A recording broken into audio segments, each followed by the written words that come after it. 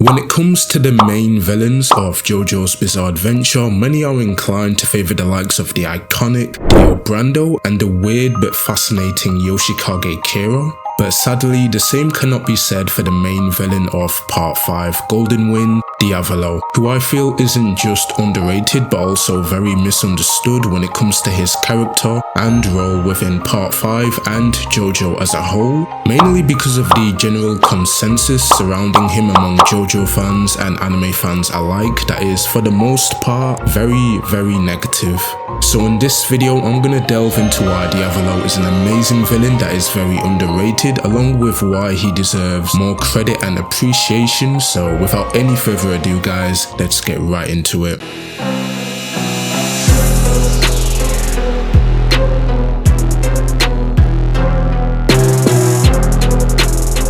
Now to start off, I want to talk about Diavolo's driving motivation, which is to rule over Italy in complete anonymity as the mob boss of Passione, or as Diavolo himself likes to call it, an everlasting climax. Now many people have said that they have found this motivation for him to be very weak, which is understandable because on the surface it doesn't really sound all that interesting until you get into the reasons why he has such a motivation in the first place. Now the reason why I say this is because many people tend to only look at Diavolo on a very surface level rather than trying to understand the many interesting aspects of his character. One of them being his thematic relevance, not only when it comes to Part 5 but also JoJo as a whole. In the end, Diavolo follows the same path as many of the other main JoJo villains like Diavolo and Kira, because like them, he is obsessed with the idea that one should be in control of their own fate. But unlike them, what mainly drives Diavolo are the several things that are unique to him. Firstly, the many mental illnesses that help to define his very character, which are megalomania, dissociative identity disorder, antisocial personality disorder, and schizoid personality disorder. Now, I'm not a mental health professional or anything like that, but I and nobody else really has to be to say that Diavolo's actions and core motivation have all clearly been influenced by all these mental illnesses. Him being a megalomaniac and having D.I.D is obvious, but with the other two it's a lot more subtle and harder to notice. But regardless, Diavolo does indeed suffer from them. He may not display every traditional symptom of these disorders, but he has enough of them to definitely be diagnosed with them. In the case of the S.P.D, a few of them would be arrogance, a high sense of superiority over other people, and the disregard for the rules and social norms. And in the case of S.P.D, a few would be apathy, the avoidance of social interactions and personal relationships, and the desire for independence. Not to mention that the song 21st Century Schizoid Man by King Crimson inspired the making of Diavolo's character, and the lyrics themselves also describe him and his actions very well too. So I think it is fair to say that Diavolo is indeed the 21st century schizoid man. Now outside of his mental illnesses, Diavolo is also heavily influenced by his constant paranoia and two ideologies that he heavily stands by, one being about how only the results matter and the other being about the past. With the past, Diavolo believes that it is something that someone should destroy in order to grow, and he's even previously been seen linking it to fear, which makes perfect sense because of how paranoid he always is, especially at the idea of losing his power as a mob boss, because when it comes to someone's own past, it can be used against him, which does end up happening to him in the story, hence why he has this obsession with concealing it, along with his identity before the final fight. And when it comes to only wanting the results, it's mainly to do with Diavolo's moral compass, or what's left of it I guess, because for him the only thing that matters are the results of something, and that the means he uses to get them doesn't matter. Not only is this how he justifies murdering, torturing and operating the drug trade for money and power, but it's also an ideology that is perfectly reflected in his King Crimson's ability to skip time and leave only the results. It's one of the things that I think is so great about his character, and is something that helps prevent him from being a villain that's just evil for the sake of evil, something that many people have tried to accuse him of before of being, which isn't really true, especially when you look at the dynamic between Diavolo and someone like Cioccolata. Diavolo has this absolute disgust for Cioccolata's actions because he just tortures and murders for the enjoyment of it with no sort of goal beyond the fact that he enjoys seeing people in pain and terrified for their lives. So it makes sense that Diavolo would be disgusted at a person like this who does horrible acts for no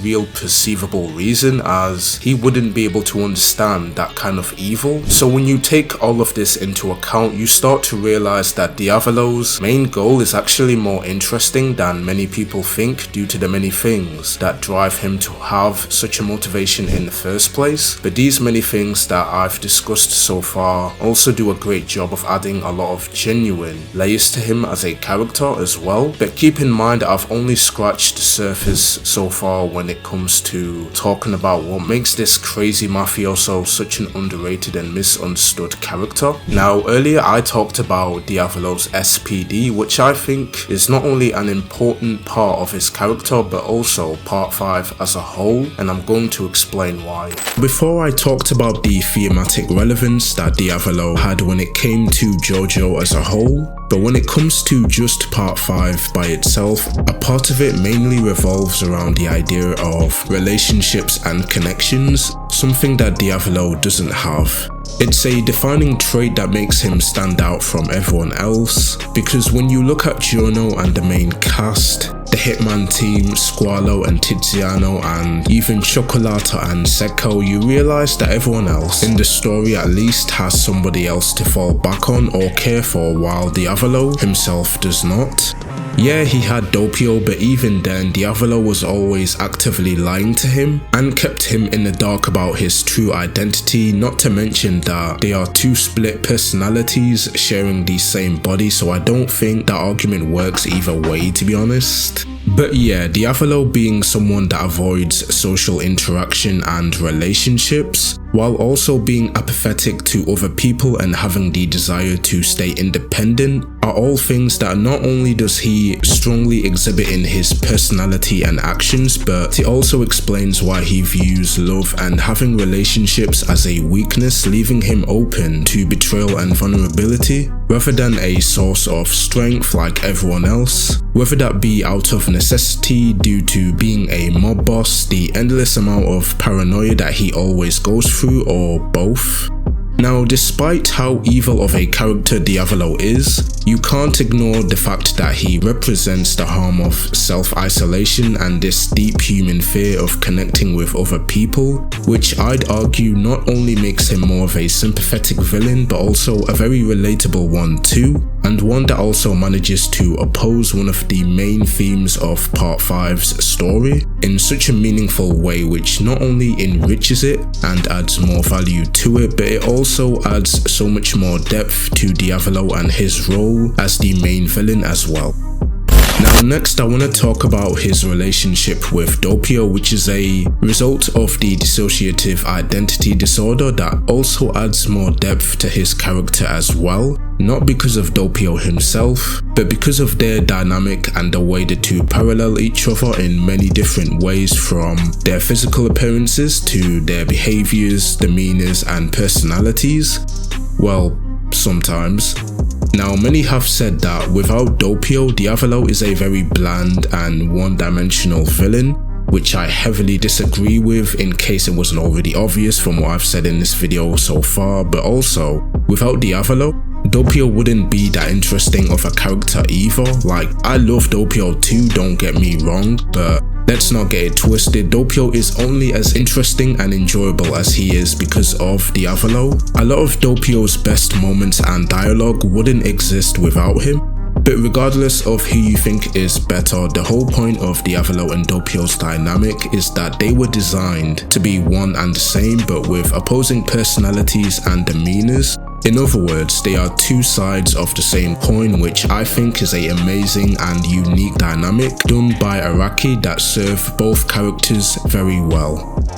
Now, as for who I think the original personality is, personally I think that it's Diavolo due to this manga panel right here that insinuates that Diavolo was the son of the priest in that backstory, not to mention that he was also described to be clumsy but open-hearted by the villagers, yet he later decided to abandon his girlfriend after giving her a fake name, murder his own foster father, his entire village, and fake his own death, which leaves me to believe that Diavolo had the priest and everyone else purposely misread him as a weak but kind person so that he could keep his true nature hidden, allowing him to hide behind a facade when he was younger. And it's really not a far-fetched idea when you think about it, because we all know that Diavolo's a well-known liar and manipulator in the present day of part 5's story, where he still hides behind a facade, but one that is in the form of this innocent young teenager who, funnily enough, looks similar to how Diavolo did when he was a young teenager too. So Araki having Diavolo's backstory play into this aspect of his character while also being extremely vague about it to avoid straying away from the mysterious and misdirective nature of his character makes perfect sense. So that's my reason for why I think Diavolo is the one that came first, but only in the manga, because the anime is a whole nother story. In one of the Golden Wind Blu-rays, it was officially confirmed that Diavolo was born with both his and Doppio's personalities, according to Takahiro Kame, the one who directed and did the storyboard for episode 26. In his own words, he stated that there were things that were never made clear in the manga that I had to interpret. After much thought, I decided that he was born with both personalities between which he could switch freely. So based on that quote, the two were present from birth, which explains why the baby that we see in the episode is shifting eye colors, which many misinterpreted as a sign that Doppio was possessed by the devil, aka Diavolo, when in actuality that wasn't the case. But I also think that the eye shifting thing was also meant to be a form of foreshadowing for what would later happen in the episode. But yeah, Diavolo and Doppio both being the original personalities in the anime is a weird but interesting choice by David Pro, and one that thankfully doesn't hurt these characters or the story in any way. Yeah, you can argue that Doppio meeting Donatella first instead of Diavolo in the anime is a contradiction, but it doesn't really mean much of anything, because Diavolo could have simply been the one who made a romantic relationship with her later on. Remember, Donatella did not only interact with Doppio just because he was the one who she met first, so Diavolo being Donatella's lover and Trish's father is still factual across both the anime and manga. Otherwise, Diavolo wanting to kill Trish to remain anonymous doesn't really make any sense, not to mention that the two can sense each other because of their spiritual connection, which is only possible between family members within the world of JoJo. But yeah, to get back to the topic of the whole split personality thing, even though the animes made it clear that the two were both present from birth in that adaptation, I have no issue with whoever people think is the original personality, as again, it doesn't really hurt these characters or the story in any way. But what I do take issue with, however, are these theories that make out Diavolo to be something that he's not. Look, theories are cool and I get that these two have been somewhat left open for speculation, but there is a thin line between speculation and confirmation. Many people have tried to argue and confirm that Diavolo is either an actual devil or is King Crimson, and neither one of these ideas are correct. With King Crimson, it's already been established in the story that Diavolo is not a sentient stand in the form of it, like many people have tried to claim, because King Crimson, besides being Diavolo's stand, is also an extension of Diavolo's will, which is evident in how the stand talks using both Diavolo's voice and mannerisms, essentially functioning as a avatar for the mob boss while also obeying its master, just like any other stand and stand user duo which we have seen on screen before. Furthermore, Diavolo's use of King Crimson as an avatar has been done before and after part 5 with other stands like Death 13, Highway Star Star and White Snake as well. The only reason why it may seem unique to Diavolo is because he's not shown for a good chunk of the story compared to his King Crimson. It's also the main reason why his soul is visualized by King Crimson in the final fight, unlike everyone else, to continue this ongoing theme and stylistic choice that's been heavily cemented in his character throughout the story. Lastly, it was clearly established in the backstory with Polnareff that Diavolo was the one who got the arrows and then got King Crimson later as a result. So again, this idea that Diavolo is King Crimson has no credibility to it. It's also the reason why I hate how the English dub of Part 5 has Diavolo confirming in this scene that he is King Crimson.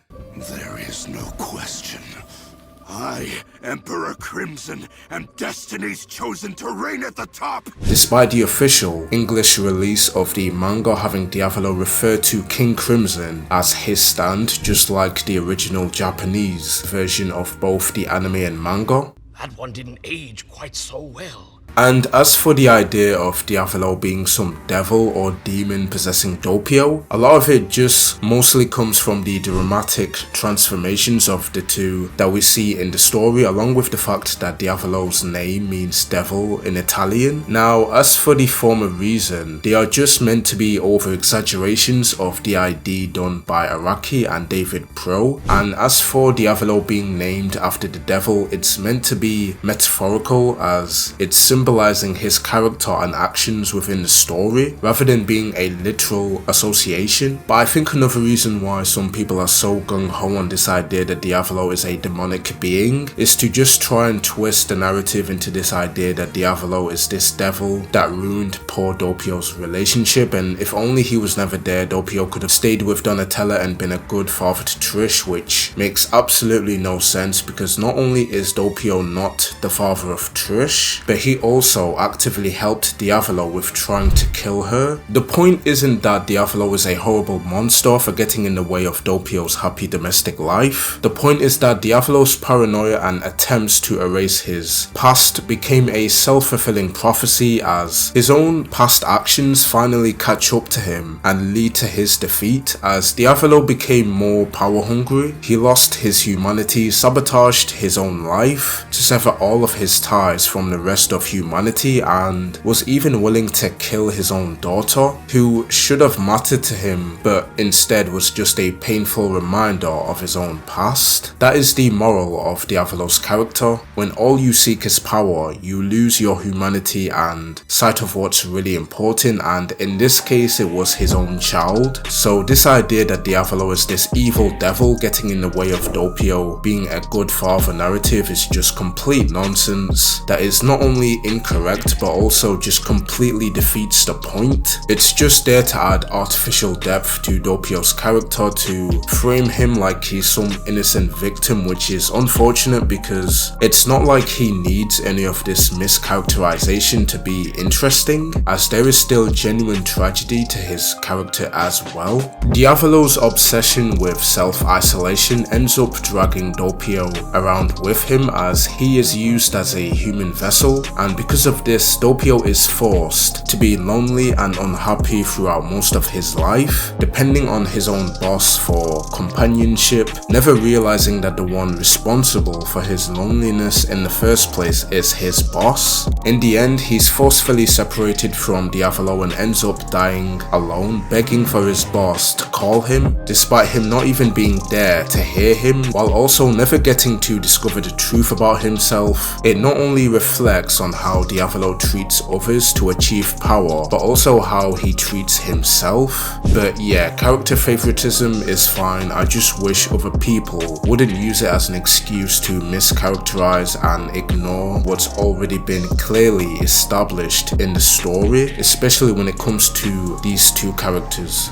Now, what I also find interesting but also ironic about Diavolo's dissociative identity disorder is that despite it being born out of his own childhood trauma, is how he managed to use it as a weapon during his years as a mafia boss to stay hidden behind Doppio, as doing that would help him maintain power, further fueling his megalomania, which I think is a very nice link between the two. Also, Diavolo relying on Doppio or just hiding in general shows that despite the power of his King Crimson, he knows better than to just leave all his ambitions to just his stand alone to stay in power, which I think is a very interesting development from Part 3 Dio and Kira, as they both felt invincible with just their stand abilities alone. Also, speaking of Dio and Kira, later revelations about Diavolo would further his connection to the whole world of JoJo, as we find out that he's the one who stole and gave the arrows to Inaba, which would kickstart the events of everything in Part 3 and onwards, as Dio and Kira would gain their stands, leading to one of them continuing their beef with the Joestars for many years, while the other one would influence Morio Town in the worst way possible. Diavolo's influence in Part 5 is alone toxic enough due to how he's abused and killed many within Italy, whether directly or indirectly, but the fact that it expands even further beyond that to the point of gaining the attention of Jotaro and Polnareff really shows just how much more of a dangerous influence Diavolo truly was in the world of JoJo. It also helps to further clarify the connection and clash between him and the main character of Part 5, Giorno, as the two share an amazing duality that goes beyond just being good versus evil, due to Giorno being someone valuing truth, righteous actions, and bonds, while also having a stand that can create life, which greatly parallels Diavolo's rejection of bonds and need to attain results at any cost by taking shortcuts with his stand that can also take away life very easily, as it is a very effective killing machine. Not to mention that Diavolo's name means the devil in Italian, while Giorno's dad is called Dio, whose name means God in Italian, which shows that Diavolo versus Giorno in a sense is also the devil versus the Son of God, aka Jesus Christ, which I think is really sick. Despite them only interacting once in the story, the parallels and this religious imagery really enriches Diavolo and Giorno's dynamic, making it one of the best main protagonist and antagonist dynamics in anime and manga. Now next I want to talk about Diavolo's character design that has had its fair share of hate, because Diavolo doesn't look like a traditional mob boss like he did before his reveal, but what many fail to realize is that his shadowed appearance with the suit was just a cover-up for Diavolo, while also serving as a visual image of what the other characters and the audience would imagine him to look like before they got to see his true identity. Also, Diavolo never needed to look like an actual mob boss anyway, because in real life, real mafia dons only wear suits or dress formally to help blend in with the public, which is something that Diavolo already achieves through Doppio, who poses as a normal kid. Well, kind of. Now, as weird looking as Diavolo's design is, you have to admit, it does align very well with his character due to the mysterious and menacing vibe of it. The lipstick is a bit questionable though, I'm not gonna lie. But other than that, I have always loved this character design and it is one of my favorites in JoJo's. I just wish that we got to see more of it throughout the story, and while it does look amazing in both the anime and manga, I definitely prefer the way it looks more in the manga, because not only does it have the better color scheme, but it also has the better tattoo designs as well, which were sadly downgraded in the anime, but oh well, it is what it is. Now lastly, I want to talk about Diavolo's rise and fall. When it came to Diavolo, one of his biggest desires was to always have his past and identity erased, an aspect of his character that his King Crimson greatly plays into. Many have written off King Crimson as just another overpowered time stand that is just OP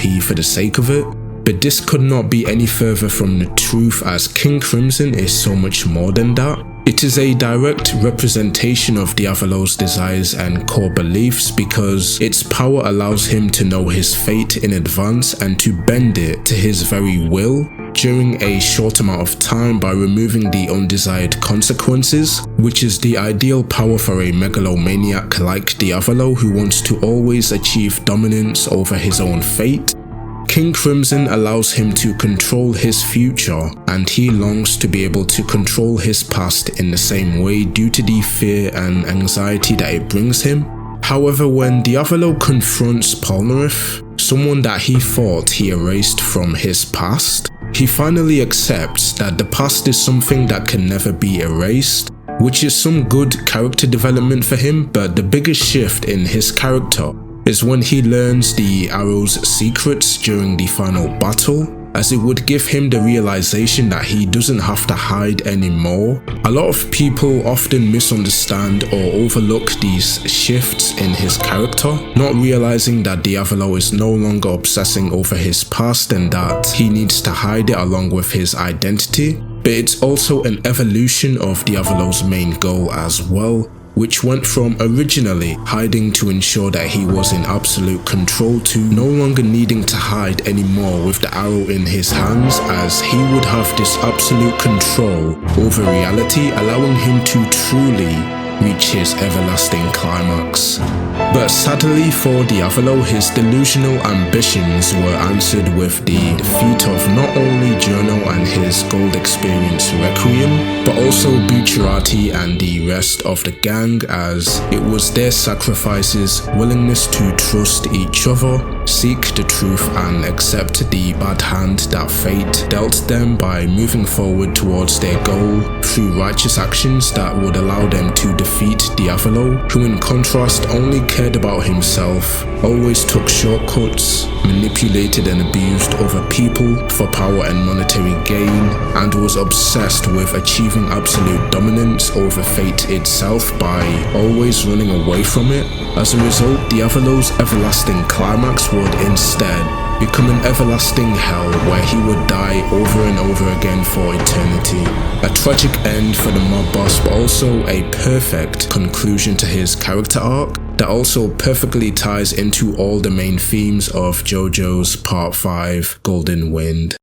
Diavolo is a difficult character to understand, but the more you give him an honest go, the more you start to realize that he is one of the best characters and villains that Araki has ever made, and is more profound than most people think. Thank you so much for watching, and if you enjoyed this video and want to see more JoJo content from me, then please be sure to subscribe and hit the bell. This is your boy MAMZYY signing out. Take care and peace.